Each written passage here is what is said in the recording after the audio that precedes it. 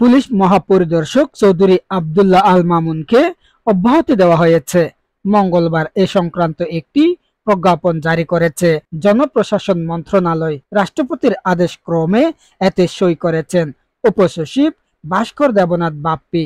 প্রজ্ঞাপনে বলা হয়, চৌধুরী আব্দুল্লাহ আল মামুনের সঙ্গে সরকারের সম্পাদিত চুক্তিপত্রের অনুচ্ছেদ ৭ অনুযায়ী পুলিশ মহাপরিদর্শক পদে তার চুক্তিভিত্তিক নিয়োগ বাতিল করা হলো এবং নতুন করে আইজিপি মাইনুল ইসলামকে নিয়োগ প্রদান করা হয়েছে।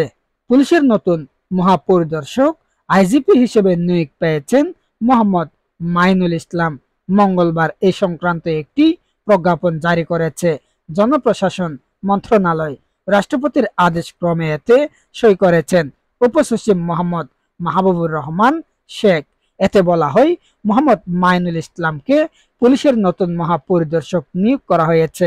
জনস্বার্থে জারিকৃত এই আদেশ অবিলম্বে কার্যকর করা হবে। মাইনুল ইসলাম ঢাকার ট্রাফিক অ্যান্ড ড্রাইভিং স্কুলের কমান্ড্যান্ট পদে কর্মরত ছিলেন।